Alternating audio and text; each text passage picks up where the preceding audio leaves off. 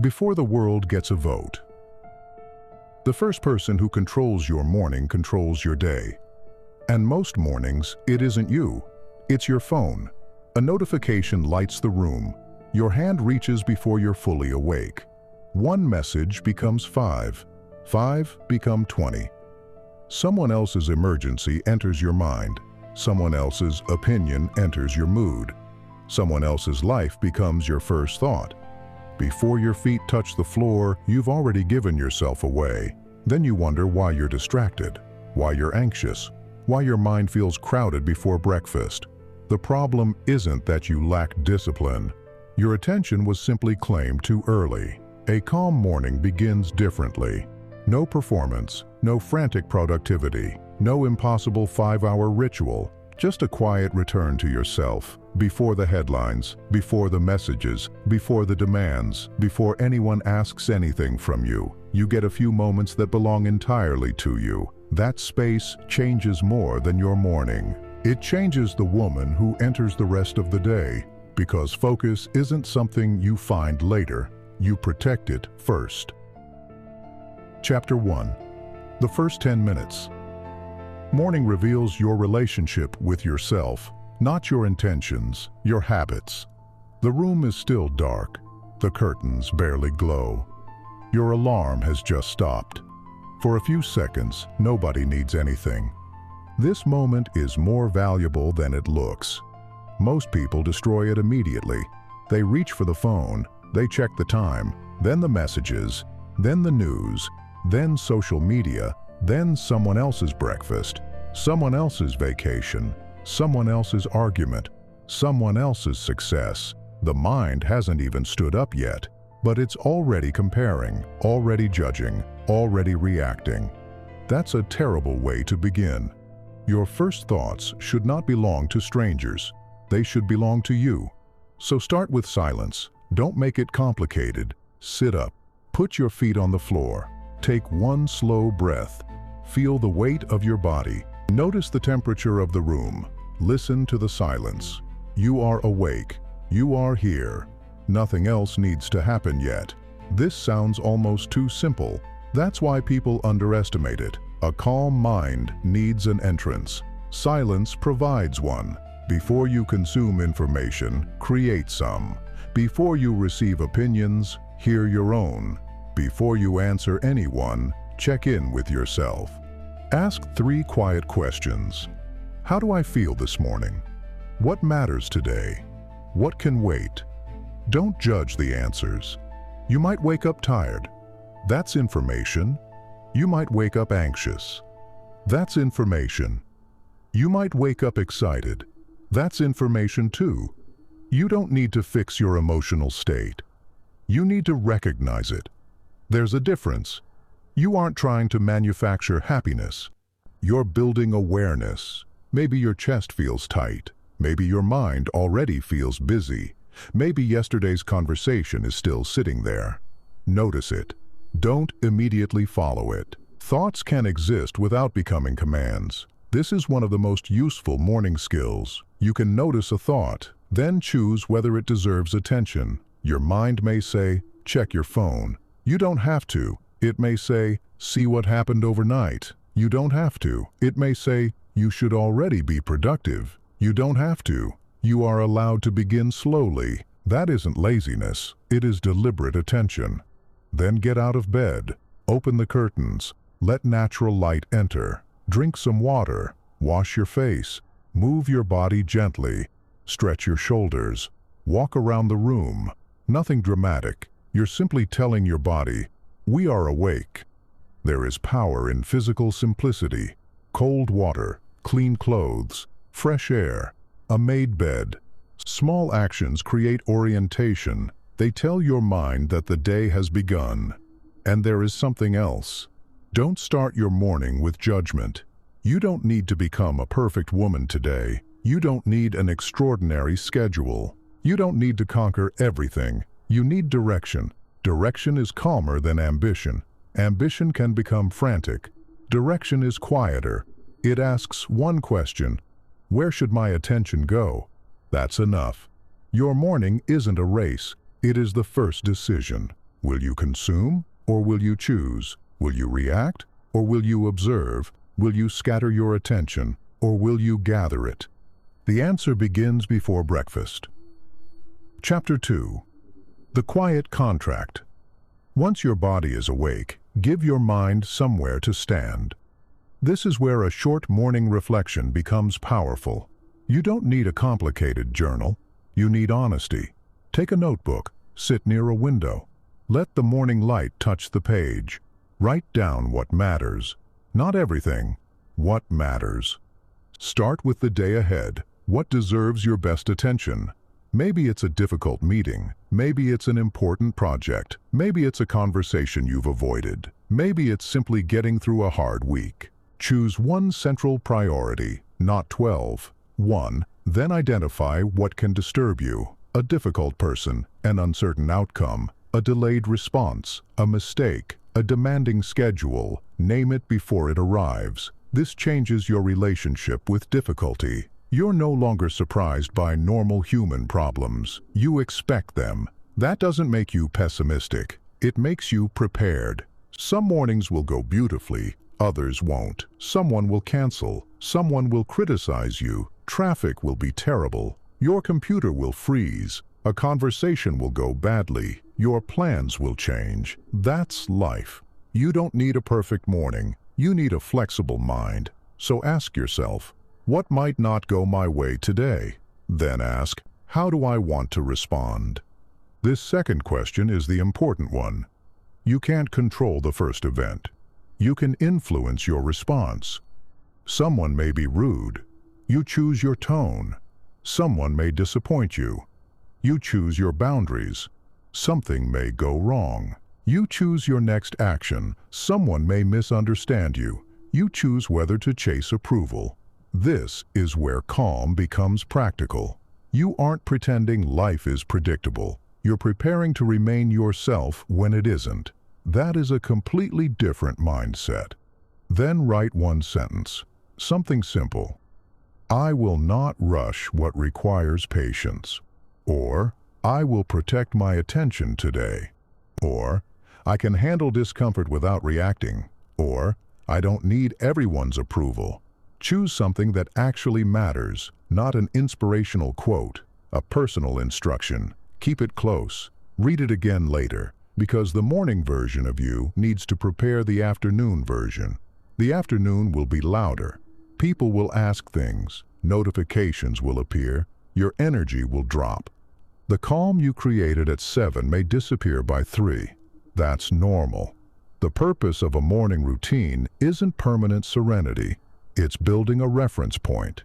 You know what grounded feels like. Then you can return to it. And there is another morning practice worth protecting. Movement, not punishment. Movement. Walk outside, stretch. Do a few simple exercises. Feel your feet against the ground. Notice the air. Let your eyes focus on distant objects. Give your mind a physical rhythm. A morning walk can become almost meditative. No podcast, no scrolling, no constant stimulation. Just footsteps, breathing, wind, birds, traffic somewhere far away, the world moving without asking you to participate. This is where many women rediscover something. Their attention belongs to them. For a few minutes, nobody is performing. Nobody is selling anything. Nobody is demanding anything. You simply walk. That simplicity can be restorative, especially after a noisy life. Then, return home. Make coffee or tea. Prepare something nourishing. Eat without scrolling. Let breakfast be breakfast. This may sound insignificant, but rituals create psychological boundaries. The morning becomes a sequence. Wake, breathe, move, reflect, eat, begin. The sequence reduces unnecessary decisions, and fewer decisions create mental space. You don't need to negotiate with yourself every morning. You already know what happens next. That consistency builds trust. Not trust in the routine, trust in yourself. You become someone who keeps small promises. That matters. Because self-respect isn't built through grand declarations. It's built through repetition. You said you'd wake up. You did.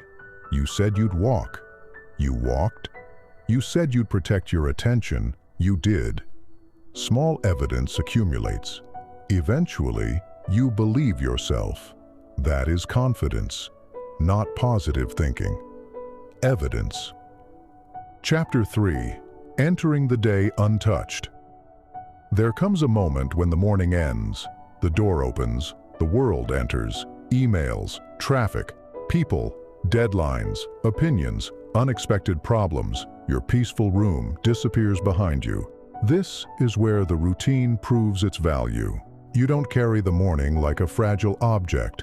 You carry its principles. The phone will eventually come out. Messages will eventually arrive. News will eventually appear. That's fine. The goal isn't avoidance. The goal is order.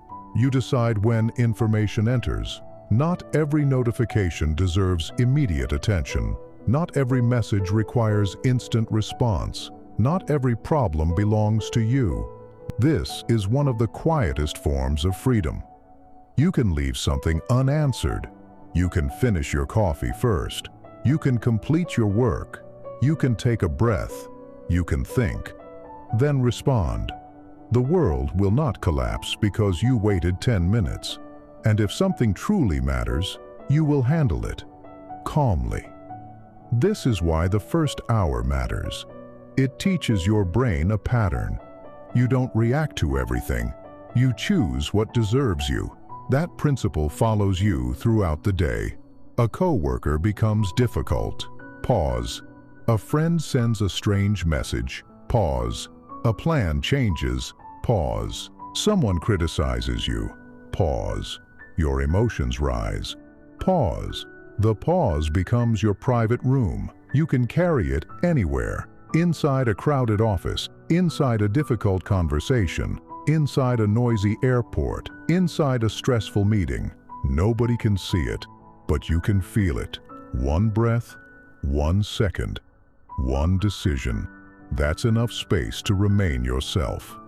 And sometimes, remaining yourself means accepting discomfort. You don't need every situation to feel good. You need it to be aligned. A difficult conversation can still be necessary. A demanding task can still be worthwhile. A disappointing answer can still be true. A stressful day can still be meaningful. Calm doesn't mean comfortable. That's an important distinction. A focused mind isn't always peaceful. Sometimes it's deeply engaged. Sometimes it's tired. Sometimes it's serious. But it knows where to place attention. That is the real goal. Not becoming permanently serene. Becoming intentional. So protect your attention like something valuable. Because it is. Your attention determines what your mind becomes. If you feed it outrage, outrage grows. If you feed it comparison, comparison grows. If you feed it noise, noise grows. If you feed it clarity, clarity grows. The morning gives you the first choice. What enters first? Choose carefully.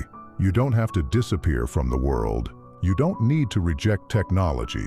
You don't need to live like a philosopher in a mountain cabin.